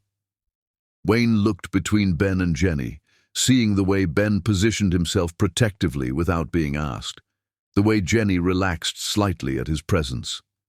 They were a team, a unit, a partnership that Wayne had never been capable of offering. "She loves you," Wayne said to Ben, the words coming out like a confession.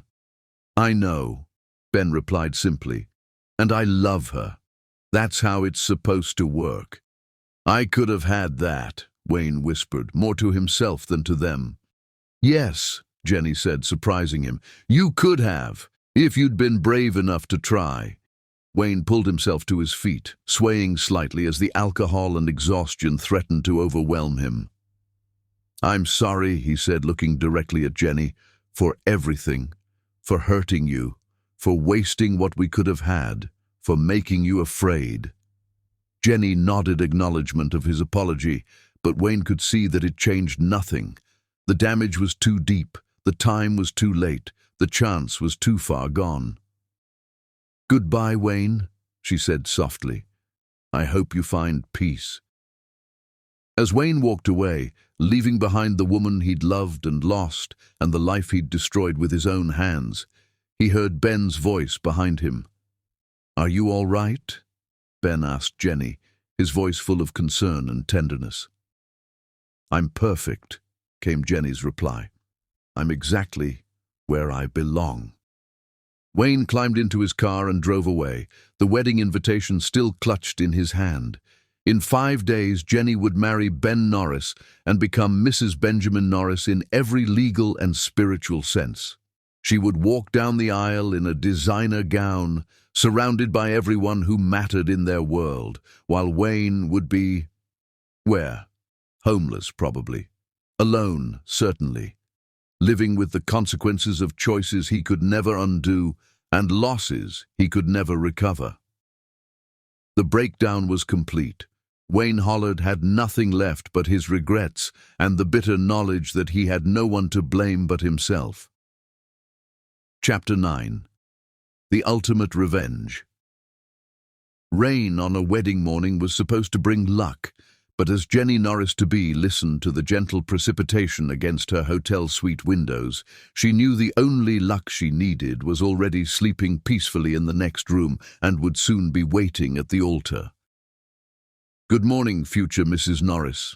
Ben's voice carried the warmth of contentment and the anticipation of forever as his arms encircled her from behind. She melted into his embrace, marveling at how completely safe she felt here, how thoroughly loved. "Are you ready to make this official?" "I've been ready since the moment I realized that love isn't something you chase," Ben murmured against her ear. "It's something you recognize when it finds you." Through the windows, the Cathedral of St. John rose like a prayer made manifest in stone and stained glass. In hours, she would walk down that aisle toward the future she'd never dared dream possible, carrying the hopes of a woman who had learned that sometimes the worst thing that happens to you opens the door to the best thing that ever could. Through the suite's windows, Jenny could see the Cathedral of St. John across the square, its spires piercing the grey sky like prayers made manifest. In a few hours, she would walk down that aisle and officially become what she'd been in her heart for months. Ben's wife, Hope's mother, a woman who had risen from the ashes of her old life to claim a destiny she'd never dared imagine. Love Scene 5, The Garden Promise. But first, there was something Ben wanted to show her. "I have a surprise," he said, his eyes twinkling with mischief. "Get dressed. Something casual." 20 minutes later, Jenny found herself being led through the hotel's private garden, the same space where Ben had first told her he loved her. But this morning, it had been transformed into something magical. Every tree was draped with lights, every flower bed arranged with jasmine, her favorite flower. and in the center of it all stood a small gazebo decorated with white roses and flowing silk. "Ben, what is this?" Jenny asked, her breath catching in her throat. "This is where it all began," Ben said, leading her to the gazebo. "This is where I first realized that I wanted to spend my life loving you. So I thought this morning, before we make it official in front of 500 people, we should have a moment that's just ours." Inside the gazebo, Hope was waiting with Jenny's mother, who had flown in from Chicago for the wedding. The little girl was dressed in a miniature version of Jenny's wedding dress, her face glowing with excitement. "Mama!" Hope called out, running into Jenny's arms. "Daddy Ben has a surprise!" "What kind of surprise, baby?" Jenny asked, though her eyes were on Ben, who had dropped to one knee, despite the fact that they were already engaged. "I know I already proposed," Ben said, his voice thick with emotion. "But that was just for you. This time I want to ask both of you." He pulled out a small velvet box, and inside were 2 rings, Jenny's wedding band and a smaller matching ring that was clearly meant for Hope. "Hope Elizabeth Norris," Ben said solemnly, looking at the little girl who had become his daughter in every way that mattered. "Will you let me be your daddy forever and always?" Hope clapped her hands together with delight. "Yes, yes, yes." Ben slipped the small ring onto her finger. A promise ring, Jenny realized, something Hope could wear as a symbol of their family bond. "And Jennifer Davis," Ben continued, his eyes meeting Jenny's, "will you marry me? Will you let me love you and Hope for the rest of our lives? Will you build a family with me, create a legacy with me, grow old with me?" "Yes," Jenny whispered, tears streaming down her face. 1,000 times yes. As Ben slipped the wedding band onto her finger beside her engagement ring, Jenny felt a profound sense of completion. This was her family. This was her home. This was the love she had always deserved but never dared hope for. Jenny's wedding planning had been 18 months in the making, not 1 month of rushed preparation. She and Ben had wanted everything perfect, had taken time to design a ceremony that honored both their love story and their commitment to building something lasting. The invitation to Wayne wasn't an invitation at all. It was a public notice, legally required when someone with a restraining order might accidentally encounter the protected party at a public event. Jenny's lawyer had insisted on the notification to prevent any legal complications. Caroline Mitchell's visit to Wayne's apartment was purely procedural. "Mr. Hollard, I'm required to inform you that Jennifer Davis and Benjamin Norris will be married on Saturday at the Cathedral of St. John. This is a public venue, but the restraining order remains in effect. You are prohibited from approaching within 500 feet of the cathedral or reception venue." Wayne stared at the legal notice, understanding that this wasn't an invitation, it was a warning. Jenny wasn't asking him to witness her happiness. She was making sure he couldn't claim ignorance if he violated the order. But the cruelest part wasn't the legal language. It was the small, handwritten note attached. "Wayne, I thought you should know that I found what I was looking for. I hope someday you find peace." "Are you sure, dear?" "I'm positive. Margaret, will you do me a favor? Will you make sure Wayne Hollard receives one final invitation?" Ben raised an eyebrow, but Jenny squeezed his hand reassuringly. "Jenny, what are you planning?" Margaret asked. "I'm planning to show him exactly what he lost, and exactly what I gained." 2 hours later, as Jenny stood in her bridal suite being transformed by a team of the city's most elite stylists, she felt a calm settle over her that had nothing to do with pre-wedding nerves and everything to do with certainty. The dress was a masterpiece. Valentino himself had designed it, a creation of ivory silk and French lace that made Jenny look like a fairy tale princess. But it wasn't the dress that transformed her. It was the confidence that radiated from within, the knowledge that she was exactly where she belonged.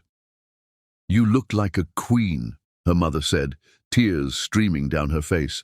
"I feel like one," Jenny replied, and meant it.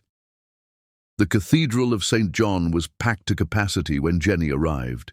Every seat was filled with the city's most influential people, politicians, business leaders, celebrities, philanthropists.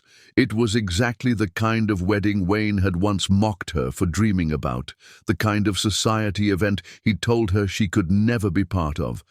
But as Jenny stood at the back of the cathedral, her arm linked through her mother's, she wasn't thinking about Wayne or revenge or justice. She was thinking about Ben, waiting for her at the altar with hope beside him, both of them glowing with love and anticipation. The wedding march began, and Jenny started her walk down the aisle. With each step, she felt her old life falling away and her new life rising to meet her. The congregation rose to their feet, 500 people paying homage to a woman who had once been told she was worthless. Halfway down the aisle, Jenny caught sight of a figure in the back corner, Wayne Hollard, looking haggard and broken, his clothes clearly second-hand and his face gaunt with desperation. He was watching her with an expression of such profound loss that Jenny almost felt sorry for him. Almost. Because this moment wasn't about him. It wasn't about revenge or justice or proving a point. This moment was about love, real love, the kind that built rather than destroyed, that elevated rather than diminished, that celebrated rather than possessed. When Jenny reached the altar, Ben took her hands with a smile that could have powered the cathedral's lights. "You're so beautiful," he whispered, and Jenny knew he didn't just mean the dress or the makeup or the flowers in her hair. He meant her heart, her spirit, her essence. "Dearly beloved," the minister began, "we are gathered here today to witness the union of two souls who have found in each other not just love, but completion." As the ceremony proceeded, Jenny was aware of the watching crowd, aware of the cameras recording every moment for posterity, aware of Wayne's broken presence in the corner, but all of it faded into background noise compared to the man holding her hands and promising to love her forever. "Do you, Benjamin Michael Norris, take Jennifer to be your lawfully wedded wife?" "I do," Ben said, his voice strong and clear. "I absolutely do." "Do you, Jennifer Davis, take Benjamin to be your lawfully wedded husband?" "I do," Jenny replied, her voice carrying to every corner of the cathedral. "With all my heart, I do."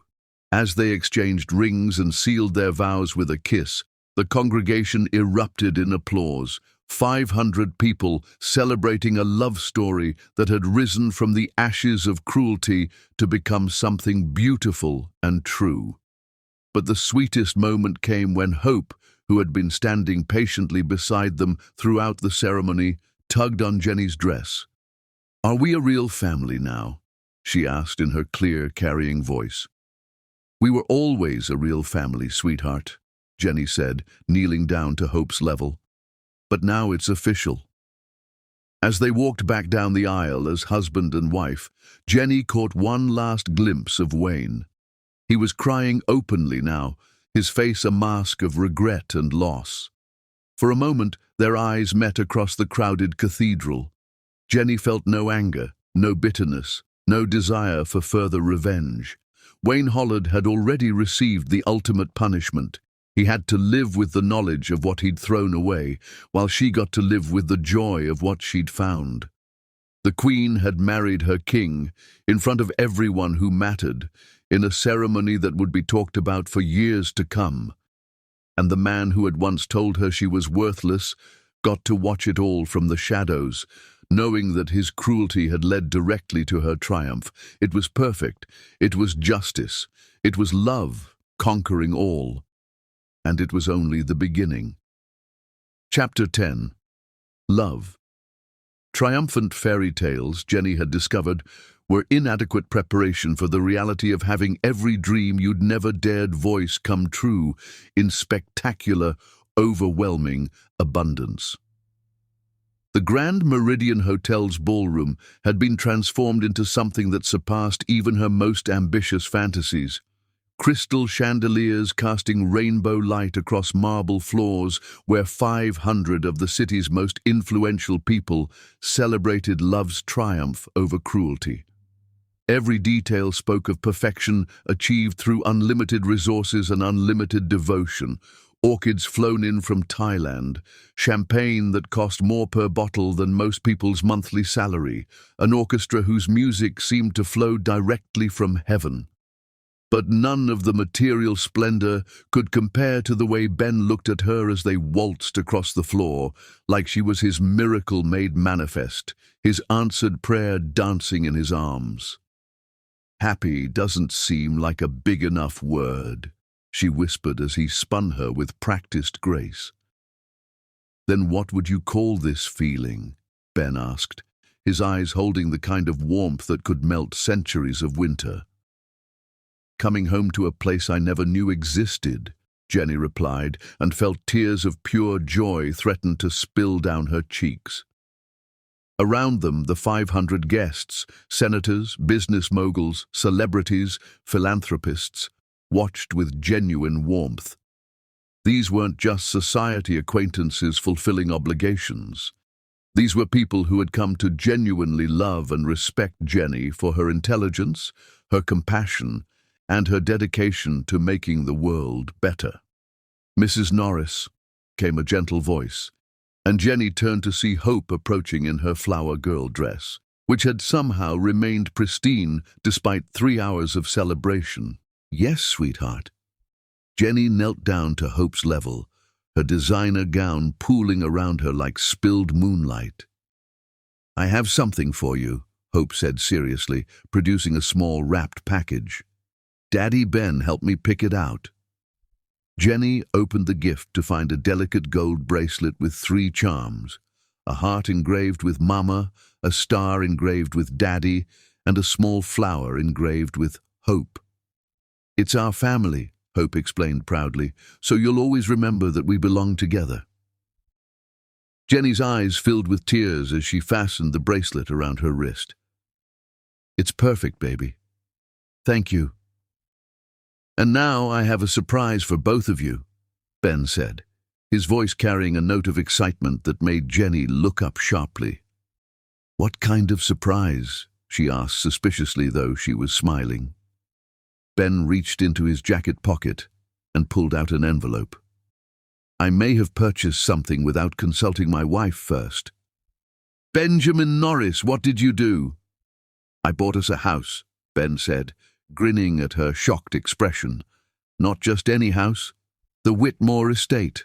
20 acres, 8 bedrooms, a tennis court, and a garden that will be perfect for Hope to grow up in." Jenny gasped. The Whitmore estate was legendary, a sprawling mansion that had belonged to the city's founding families for over a century. It had been on the market for 2 years, priced so high that only the wealthiest buyers could even consider it. "Ben, that's enormous. We don't need anything that big." "We do if we're planning to fill it with children," Ben said quietly, his eyes twinkling with mischief and love. "Children?" Jenny's voice came out as a whisper. "I was thinking maybe 4 or 5 more," Ben said, his arms encircling her waist. "Hope's been asking for siblings, and I have to admit, the idea of a house full of little Norrises sounds pretty perfect to me." Jenny felt her heart swell with so much love she could barely breathe. 5 children. "Only if you want them," Ben said quickly. I want everything with you, Jenny. I want the big family, the Sunday dinners, the chaos and noise and beautiful mess of a life filled with love." "Yes," Jenny said, standing on her tiptoes to kiss him. "Yes to all of it. Yes to the house, yes to the children, yes to the beautiful mess." As they kissed, the orchestra struck up a new song, and the guests applauded. The reception's security had been planned for months, coordinated with local police and private contractors. When Wayne appeared at the ballroom entrance, the guards immediately recognized him from the photos in their briefing files. The restraining order was clear: 500 feet minimum distance from Jenny or any event she attended. But instead of immediately arresting him, the head of security made a calculated decision. Wayne was clearly drunk, clearly broken, and clearly not a physical threat. A public arrest would create exactly the kind of scene that would overshadow Jenny's perfect day. Better to handle this quietly. "Mr. Hollard," the security chief said firmly, "you're in violation of a restraining order. You need to leave immediately, or we'll have to involve the police." "I just need to see her," Wayne slurred, swaying on his feet. "Just need to tell her I'm sorry." "Sir, you can tell her from outside the building, but you cannot enter this venue." What happened next was captured by every society photographer in the room. Not Wayne forcing his way inside, but Wayne collapsing to his knees outside the ballroom's glass doors, visible to everyone inside but unable to enter. It was a perfect metaphor for his entire relationship with Jenny. Always on the outside, looking in at the happiness he'd thrown away. Wayne stumbled toward them, his eyes red-rimmed with tears and what looked like days of drinking. When he reached them, he fell to his knees right there on the ballroom floor in front of everyone. "Jenny," he sobbed, his voice breaking, "please. I'm sorry. I'm so sorry." "Wayne," Jenny said quietly, "you shouldn't be here." "I know," he cried, "but I had to. I had to tell you. I lost everything, my business, my house, my money. It's all gone. I have nothing left." "I'm sorry to hear that," Jenny said, and surprisingly, she meant it. "But I don't understand what that has to do with me." "You have to help me," Wayne begged, reaching for her dress.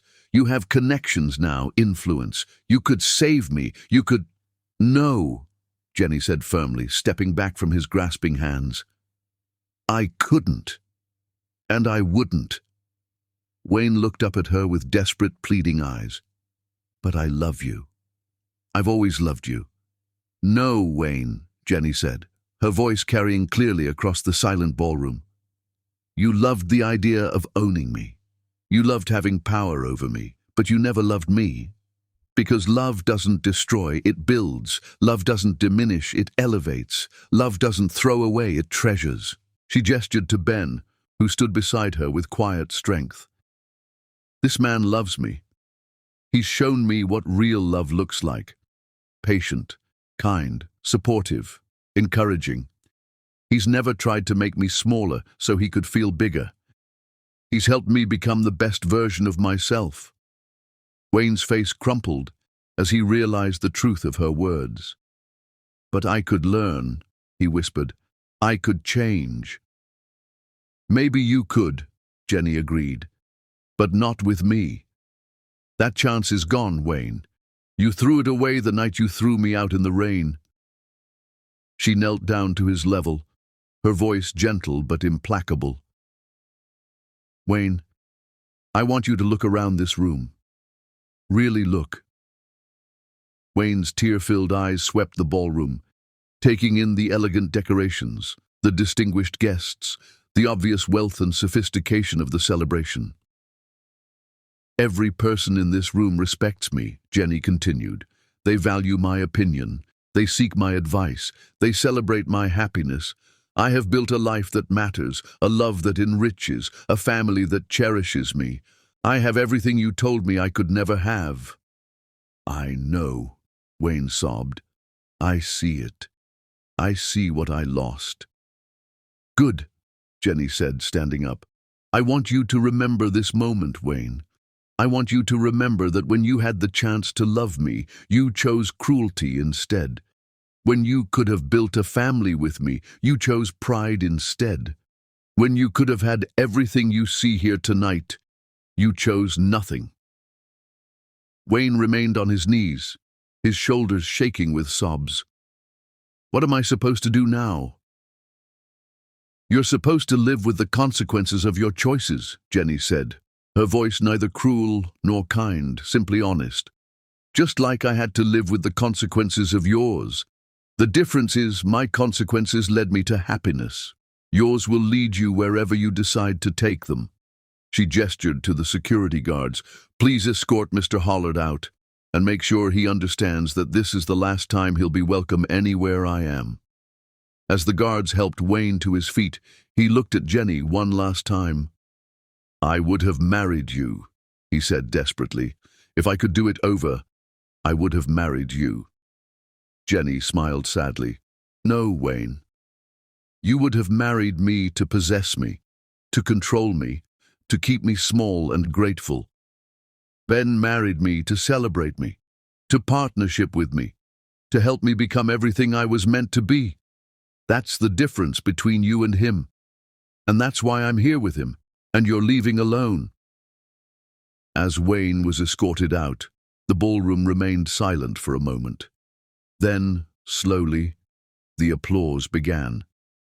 It started with Margaret Whitmore, then spread to the other guests, until the entire room was giving Jenny a standing ovation. Not for humiliating Wayne, though many of them had heard whispers about her past and could guess what had just transpired, but for the grace and dignity with which she had handled an impossible situation. "Ladies and gentlemen," Ben said, his voice carrying over the applause, "I give you my wife, the strongest, most remarkable woman I have ever known." The applause grew louder, and Jenny felt tears streaming down her face. But these weren't tears of sadness or anger. They were tears of pure, overwhelming joy. "Thank you," she whispered to Ben as the crowd began to settle back into celebration. "For what?" "For showing me what I was worth, for never trying to make me smaller, for loving me big enough to become everything I was meant to be."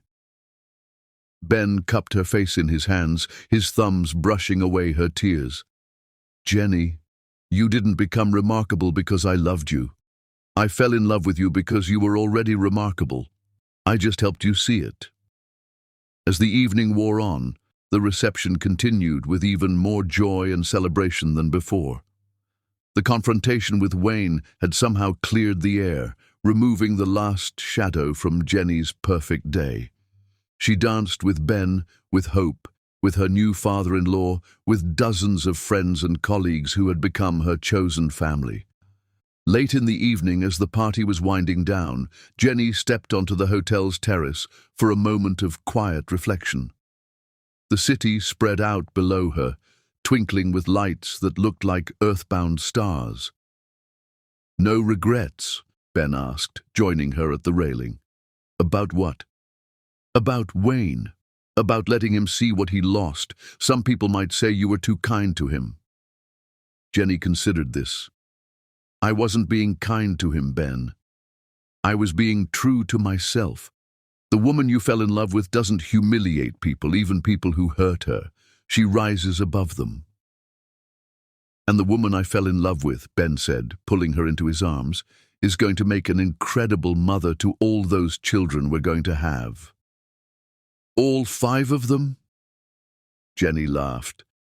"Well, maybe we'll start with one more and see how it goes." As they kissed under the starlit sky, Jenny felt a profound sense of completion. Somewhere in the city, Wayne Hollard was probably drinking himself into oblivion, consumed by regret and self-pity, but she felt no satisfaction in his downfall, no triumph in his suffering. His pain couldn't add to her joy. Her joy was complete without it. "Mrs. Norris?" Hope's voice came from the terrace doorway, where she stood holding the hand of her new grandmother. "Yes, sweetheart. Is it time to go home now?" Jenny looked at Ben, at Hope, at the woman who had become her mother-in-law and friend. Home. Yes, it was time to go home. Not to the penthouse where they'd been living, but to their real home. To the life they were going to build together, filled with children and laughter and the kind of love that lasted forever. "Yes, baby," Jenny said, taking Hope's free hand while Ben took the other. "It's time to go home." As they walked back into the ballroom to say their final goodbyes, Jenny caught her reflection in one of the mirrors that lined the walls. The woman looking back at her was radiant, confident, beloved. She bore no resemblance to the broken, desperate girl who had once begged Wayne Hollard for scraps of affection. That girl was gone, transformed by love into something stronger, something better, something worthy of the happiness she'd found. Jenny Norris, wife, mother, philanthropist, queen of her own destiny, smiled at her reflection and walked toward her future, leaving the past buried beneath the weight of her own success. The revenge was complete, but it wasn't the bitter, destructive revenge of enemies. It was the sweetest revenge of all, a life so full of love and joy that the man who had rejected it could only watch from the outside, knowing he had thrown away paradise for the sake of his own pride. Jenny had won. Not by destroying Wayne, but by building something beautiful without him. Love had triumphed, and in the end, that was the only victory that mattered. The end. 3 years later, Jenny and Ben welcomed their second child, a son they named Michael.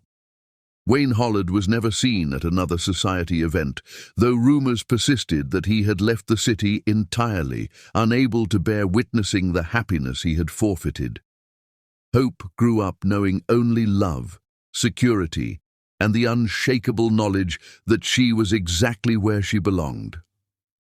And every night, as Ben tucked their children into bed in their magnificent estate, Jenny whispered a prayer of gratitude for the cruelty that had led her to kindness, the rejection that had led her to acceptance, and the man who had thrown her away so that she could find her way to the man who would never let her go.